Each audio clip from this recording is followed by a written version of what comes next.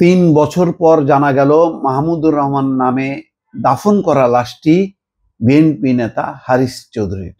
খুবই ক্ষমতাধর প্রভাবশালী রাজনীতিক ছিলেন। সাবেক প্রধানমন্ত্রী বেগম খালেদা জিয়ার রাজনৈতিক সচিব ছিলেন তিনি। খুবই অবাক কাণ্ড যে এখানে বলা হচ্ছে তৎকালীন আইন শৃঙ্খলা কর্তৃপক্ষের চাপাচাপিতে বা তাদের প্রেসারে তার লাশটি দাফন করা হয়। তিনি যে মুক্তিযোদ্ধা ছিলেন সেই মুক্তিযোদ্ধা পরিচয়টা সামনে আনা হয়নি। যদি আনা হতো তাহলে তাকে রাষ্ট্রীয় মর্যাদা দিতে হতো। ফলে বাধ্য হয়ে তারা ভিন্ন যেই নামেই ছিলেন তিনি সেই নামেই দাফন করতে বাধ্য হন। একই সঙ্গে আরেকটি আশ্চর্যজনক খবর হচ্ছে যে আমৃত্যু তিনি ঢাকাতেই ছিলেন এবং এরকম একজন প্রভাবশালী মানুষ মানে নিজের নাম পরিচয় গোপন রেখে বাংলাদেশে অবস্থান করতে পারেন, এটাও নজিরবিহীন। বহু অপরিচিত যারা অপরাধী তাদেরকেও কিভাবে যেন আইন শৃঙ্খলা কর্তৃপক্ষ গ্রেপ্তার করে সাধারণত আমরা দেখি, কিন্তু হারিস চৌধুরী আত্মগোপনে ছিলেন অন্য নাম দিয়ে, অন্য পরিচয় দিয়ে, এবং তাকে আইন শৃঙ্খলা কর্তৃপক্ষ গ্রেপ্তার করতে পারেনি। এটাও একটা ব্যতিক্রমী ঘটনা এবং আশ্চর্যজনক ঘটনাই বলা যায় যে হারিস চৌধুরী মানে মৃত্যুর আগ পর্যন্ত তিনি আত্মগোপনে ছিলেন এবং ঢাকাতেই ছিলেন। ঢাকার অদূরে সাভারে 2021 সালে মাহমুদুর রহমান নামে দাফন করা লাশটি বিএনপি নেতা হারিস চৌধুরী, তার সঙ্গে মেয়ে সামিরা তানজিন চৌধুরীর ডিএনএ মিলেছে। এমন প্রতিবেদন উপস্থাপনের পর হারিস চৌধুরীকে তার শেষ ইচ্ছা অনুযায়ী যেখানে তিনি দাফন হতে চেয়েছিলেন সেখানে দাফন করার অনুমতি দিয়েছে হাইকোর্ট।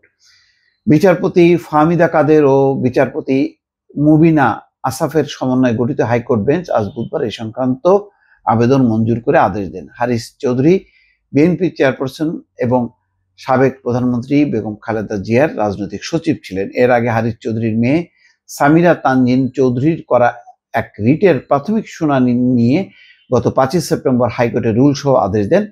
সাভারের একটি মাদ্রাসার কবরে মাহমুদুর রহমান নামে সমন্বিত হারিস চৌধুরীর লাশ তুলে ডিএনএ পরীক্ষা করতে নির্দেশ দেন হাইকোর্ট।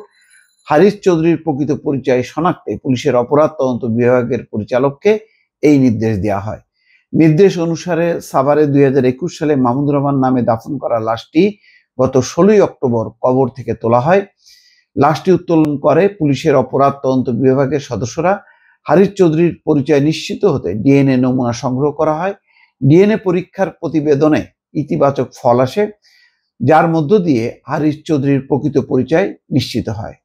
রিট আবেদনে প্রার্থনা ছিল সাভারের মাদ্রাসার প্রাঙ্গণে হারিস চৌধুরীর অবশিষ্ট মরদেহ যা আছে তা তুলে ডিএনএ পরীক্ষা করে তার প্রকৃত পরিচয় নির্ধারণ করা, তার শেষ ইচ্ছা অনুযায়ী বীর মুক্তিযোদ্ধার প্রাপ্য সম্মান সহ নিজের বাড়িতে দাফন করা। আগের ধারাবাহিকতায় আজ বিষয়টি আদালতে ওঠে। রিট আবেদনকারীর পক্ষে শুনানি করেন আইনজীবী মাহাদিন চৌধুরী, রাষ্ট্রপক্ষে ছিলেন deputy attorney general Shafiqur Rahman ও সহকারী অ্যাটর্নি জেনারেল মোহাম্মদ ইসা। পরে আইনজীবী মাহাদিন চৌধুরী জানান, হারিস চৌধুরীর মেয়ের সঙ্গে ডিএনএ মিলেছে, অর্থাৎ মাহমুদুর রহমান নামে দাফন করা ব্যক্তি হারিস চৌধুরী। লাশ এখন ঢাকা মেডিকেল কলেজের মর্গে আছে। বীর মুক্তিযোদ্ধা হিসেবে যথাযথ সম্মান দিয়ে তাকে তার পরিবারের ইচ্ছা অনুযায়ী দাফন করার অনুমতি দিয়েছেন আদালত। তার মানে হচ্ছে 3 বছর পর যেই লাশটা তোলা হলো তার কি আছে দেহে যায় না, নিশ্চয়ই হাড়গোড় ছাড়া কিছু থাকার কথা না, সেটি পরীক্ষা হলো এবং ডিএনএ টেস্ট মিলেছে তার মেয়ের সঙ্গে, অর্থাৎ তিনি হারিস চৌধুরী এবং তার শেষ ইচ্ছা অনুযায়ী মুক্তিযোদ্ধার মর্যাদায় তার নিজের গ্রামে দাফন হবে। এটি হচ্ছে আদালতের নির্দেশনা, সেই অনুযায়ী তার পরিবার এখন সিদ্ধান্ত নিতে পারে।